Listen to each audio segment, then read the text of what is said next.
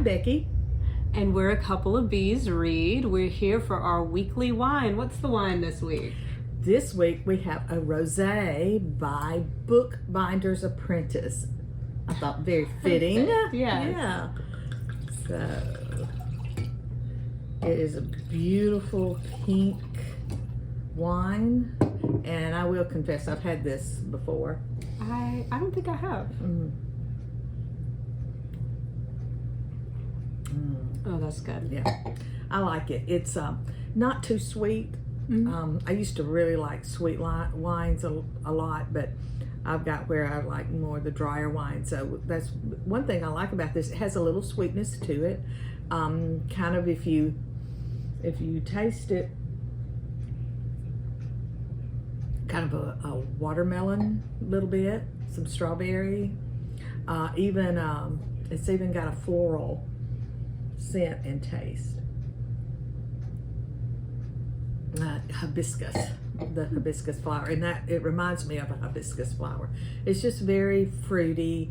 It pairs well with, of course, seafood and any type of poultry, that type thing. So, but it has a really nice fresh flavor, kind of different than the Chardonnay we had last week that was kind of citric. Had the lemony flavor. This is a little bit more on the sweeter side instead of the drier side. So, and it's a very reasonable wine from Scout and Cellar.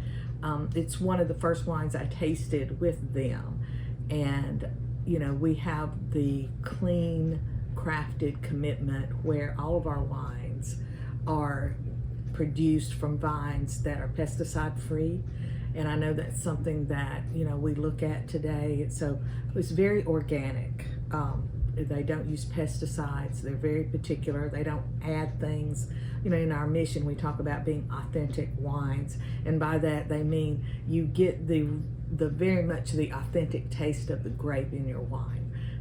This particular wine is aged in stainless steel tanks for like 5 to 6 months.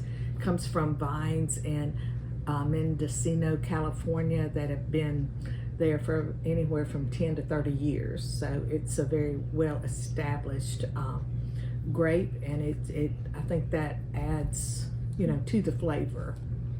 So, and it does have a really full flavor, especially for a rosé. Yeah. Right. Yeah. It's not, sometimes to me, depending on the rosé, it kind of tastes watered down a little bit. But this one has that full flavor. Like you said, it's kind of a bold flavor, even though it is light and refreshing. So it's a good one to try, I think. Awesome. So our book this week, and if you've been following us on Instagram, I've posted about this book probably every day this week because it's great. But I want to talk about The Other Side of Night. It's the first book by him that I've read, and this actually came in Becky's Aardvark book club box, and I stole it before she got the chance to read it. Yes, she read it first. I have a tendency to do that. So the thing about this book, it is technically a thriller, but the twist in it, the whole book itself kind of defies genres. So I'm actually going to cheat a little. I'm going to read the summary they gave us on Amazon, because if I say too much about this book, I risk ruining it for you. And I want you to read it. I want you to read it. I know you're reading it right now. I'm reading it right now, and I have a few things to add at the end. Yeah. So I don't want her to, ruin it for me. No ruining the book. That is not what we're about here. Yeah. So let me pull up my notes. So this is the summary that you can find online. Again, I'm just going to read this off because if I try to summarize it, I will spoil it. The Other Side of Night begins with a man named David Asha writing about his biggest regret, his sudden separation from his son Elliot. In his grief, David tells a story. Next, we step into the life of Harriet Keelty, a police officer trying to clear her name after a lapse of judgment.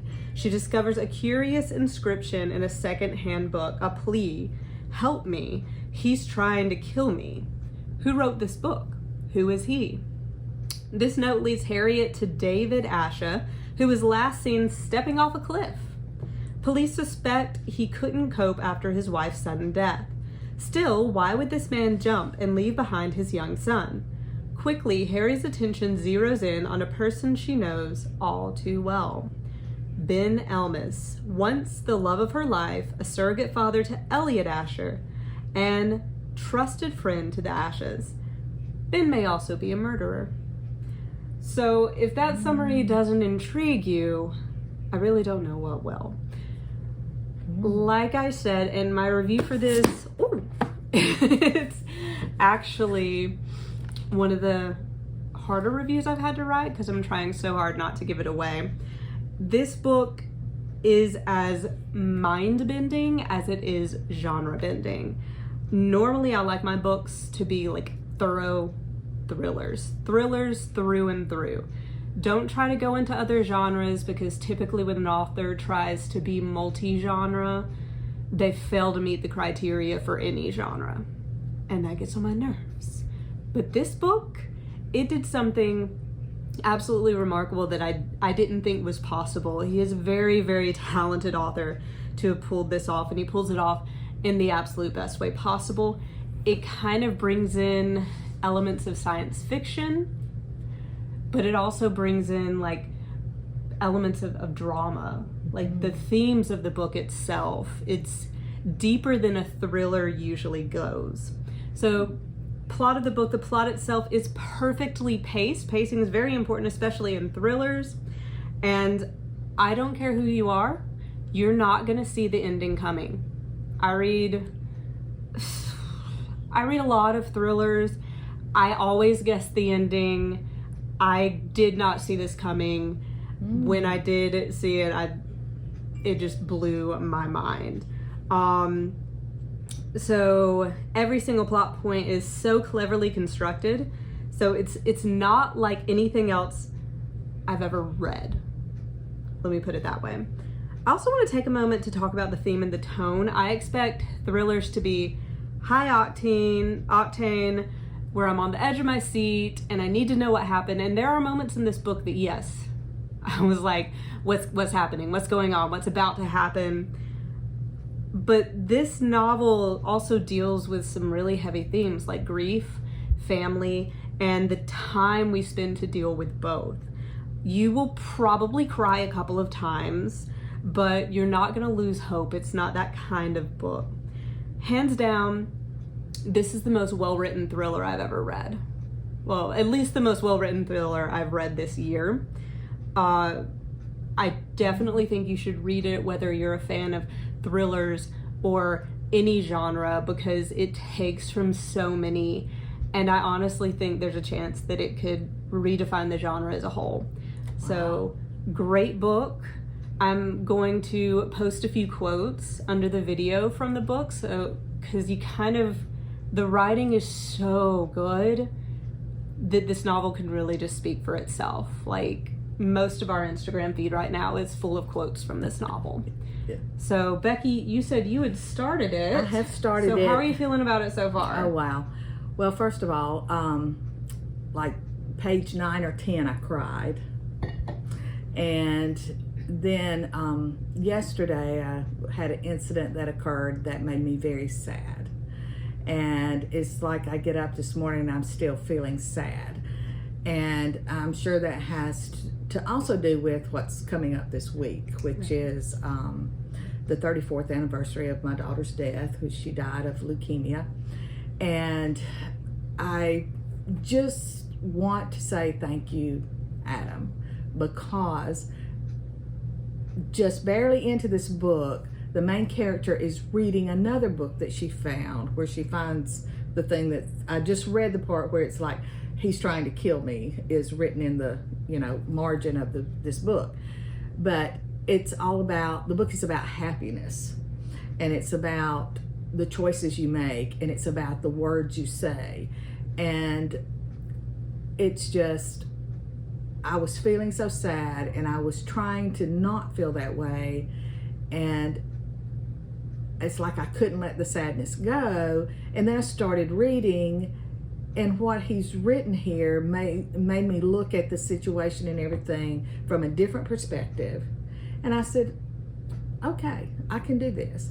And it was just like that. I was able to turn the way I was feeling today around, even though I know, this is a big deal for me this week coming up and all, but yet just by reading that, it lifted me up and it turned me around.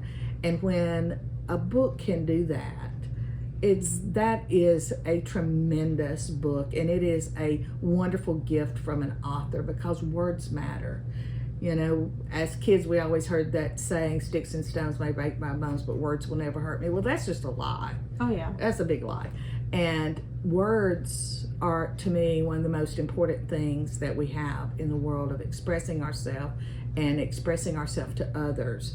And they so impact our feelings and just our perception of things, of people, of the world, of everything. And so I can't wait to really finish the book, because you've talked about it ever since you picked it up and started reading it and everything. And so it's just, it has already impacted me, and I'm just in chapter 2. So, I'm really looking forward to the whole thing. So, and I'm glad to hear you say that, because when I first started reading it, because it deals with grief, I almost told you don't read it this month. Right. Because of everything going on. Yeah. But the way he handles it it's beautiful. Yeah.